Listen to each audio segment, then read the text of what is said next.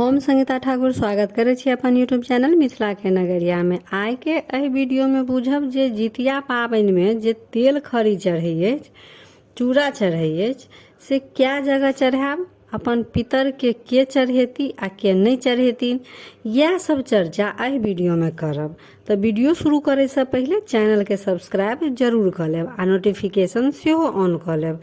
अखन जितिया से जुड़ल बहुत जानकारी हम वीडियो द्वारा अहाँ सब तक पहुँचाब। तेल खरी आ चूड़ा के चढ़ेती आ कोना चढ़ेती से तो जे बहुत दिन से जितिया कऽ रहल छथिन आ जिनका घर में साउस माय छनि हुनका नहीं दिक्कत छनि, परंतु जे पहिल बेर जितिया उठेती हुनका मन में ई प्रश्न जरूर उठतनि जे तेल खरी आ चूड़ा केना चढ़ाव। ई वीडियो खास वह पबनैतिन सब लेल छनि। देखू, जिनका साउस माय छनि ओ 3 जगह तेल खरी चढ़ेती। पहिल जितवाहन देवता के आ 2 जगह चिल्हो सियारिन के नाम से तेल खरी चढ़ेथिन। तेल खरी जहि दिन नहाय खाय करबे वह दिन चढ़त। माथ में तेल खैर लगा अपनो नहा लेब। तेल खैर नाम मात्र माथ में लगायल जाइ अछि, सिर्फ एकटा विध पूरा होइ अछि जे माथ में तेल खैर लगा कर नहेलहुँ। पहले माथ में शैम्पू साबुन कऽ के नहा लेब, फिर नाम मात्र तेल खैर लगा कर फिर माथ से नहा लेब आ भिजले वस्त्र पहिर कऽ तेल खैर चढ़ायल जाइ अछि।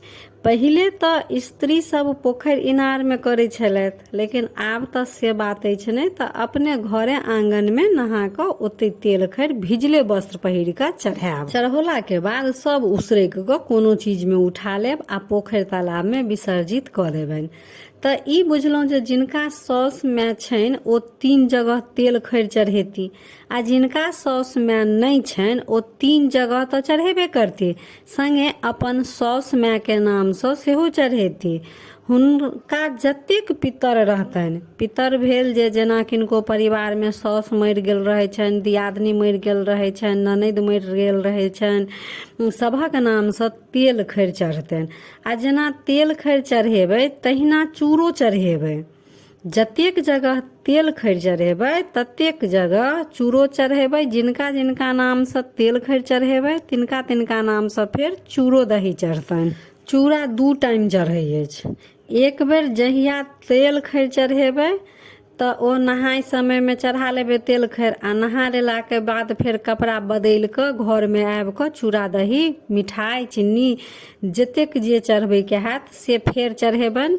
जितवाहन देवता के नाम से पहले चढ़ेबनि, तब चिल्हो सियारिन के नाम से चढ़ेबनि, फिर जतेक पितराइन हेता हुनका नाम से चढ़ेबनि आ ओ जितवाहन के जे चढ़ल फिर सब उसरैक लेब आ जतेक जितवाहन के जे चढ़ेने रहबै से तो प्रसाद रूप में अपन घर में बच्चा सबके देबनि।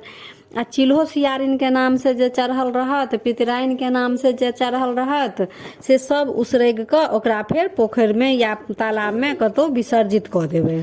आ दोसर बेर चूड़ा भोर में ओठगन करे से पहले वह नियम से चढ़त जेना कि दिन में चढ़ेने रहबै। तो वीडियो केहन लागल कमेंट जरूर करब आ नीक लागल तो लाइक शेयर सब्सक्राइब कऽ के मैथिली भाषा के सपोर्ट जरूर करब। तो फेर उपस्थित होइ छी एकटा नया वीडियो के संग। ताबे तक जय मिथिला जय मैथिली।